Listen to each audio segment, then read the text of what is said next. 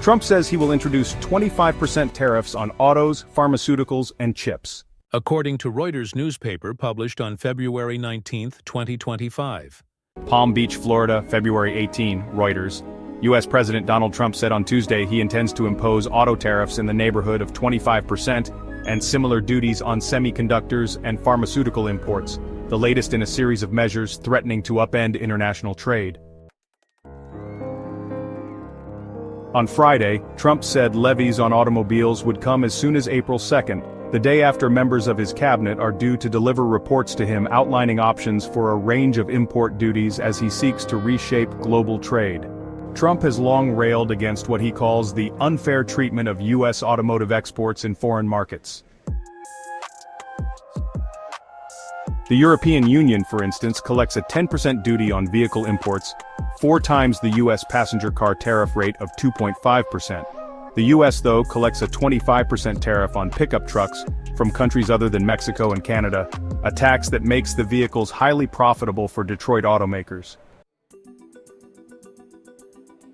EU Trade Chief Maros Sefcovic will meet with U.S. counterparts. Commerce Secretary Howard Lutnick, Trump's nominee to be U.S. Trade Representative Jamieson Greer, and National Economic Council Director Kevin Hassett, in Washington on Wednesday, to discuss the various tariffs threatened by Trump. Asked whether the EU could avoid reciprocal tariffs he proposed last week, Trump repeated his claim that the EU had already signaled it would lower its tariffs on U.S. cars to the U.S. rate, although EU lawmakers have denied doing so. He said he would press EU officials to increase U.S. imports of cars and other products. Trump told reporters at his Mar-a-Lago estate in Florida on Tuesday that sectoral tariffs on pharmaceuticals and semiconductor chips would also start at 25% or higher, rising substantially over the course of a year. He did not provide a date for announcing those duties and said he wanted to provide some time for drug and chip makers to set up U.S. factories so that they can avoid tariffs. Trump said he expected some of the biggest companies in the world to announce new investments in the United States in the next couple of weeks. He provided no further details. Since his inauguration 4 weeks ago, Trump has imposed a 10% tariff on all imports from China on top of existing levies, over China's failure to halt fentanyl trafficking. He also announced, and then delayed for a month, 25% tariffs on goods from Mexico and non-energy imports from Canada. He has also set a March 12th start date for 25% tariffs on all imported steel and aluminum, eliminating exemptions for Canada, Mexico, the European Union, and other trading partners. Trump also announced that these tariffs would apply to hundreds of imported downstream products made of steel and aluminum, from electrical conduit tubing to bulldozer blades. Last week, he directed his economic team to devise plans to impose reciprocal tariffs that match the tariff rates of every country product by product. An auto import tariff of 25% would be a game-changer for a global auto industry that is already reeling from uncertainty caused by Trump's tariff drama. A similar drama played out in 2018 and 2019 during Trump's first term, when the Commerce Department conducted a national security investigation into auto imports and found that they weakened the domestic industrial base. Trump had threatened car tariffs of 25% at that time, but ultimately took no action, allowing the tariff authority from that probe to expire. But some of the research that went into the 2018 investigation may be reused or updated as part of a new automotive tariff effort. Trump's reciprocal tariffs will overturn decades of trade policy. According to authors Paul Wiseman and Christopher Rugaber of AP News, President Donald Trump is taking a blowtorch to the rules that have governed world trade for decades. The reciprocal tariffs that he announced Thursday are likely to create chaos for global businesses and conflict with America's allies and adversaries alike. Since the 1960s, tariffs, or import taxes, have emerged from negotiations between dozens of countries. Trump wants to seize the process. Obviously, it disrupts the way that things have been done for a very long time, said Richard Mojica, a trade attorney at Miller and Chevalier. Trump is throwing that out the window.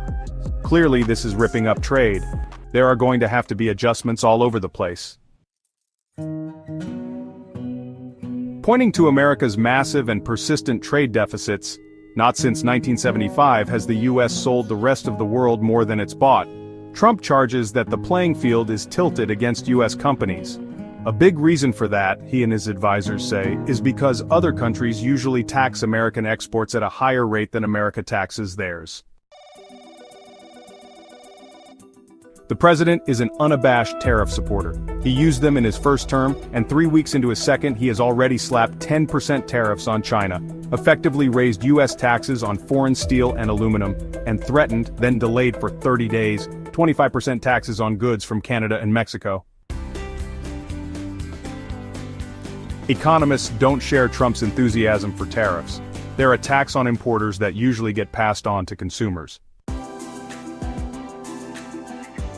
But it's possible that Trump's reciprocal tariff threat could bring other countries to the table and get them to lower their own import taxes.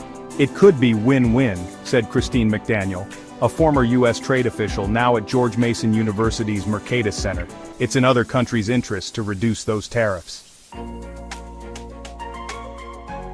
She noted that India has already cut tariffs on items from motorcycles to luxury cars and agreed to ramp up purchases of U.S. energy.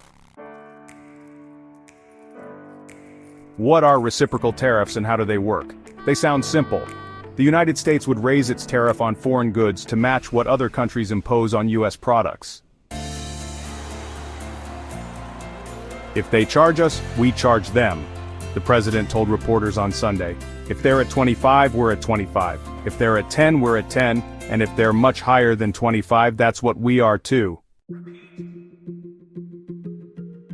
But the White House didn't reveal many details. It has directed Commerce Secretary Howard Lutnick to deliver a report April 1st about how the new tariffs would actually work. Breaking news.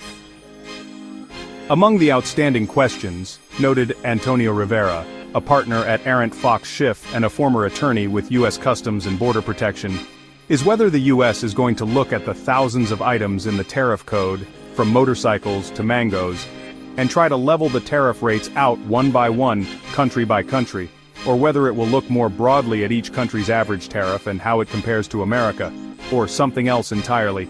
It's just a very, very chaotic environment, said Stephen Lamar, president and CEO of the American Apparel and Footwear Association. It's hard to plan in any sort of long-term sustainable way.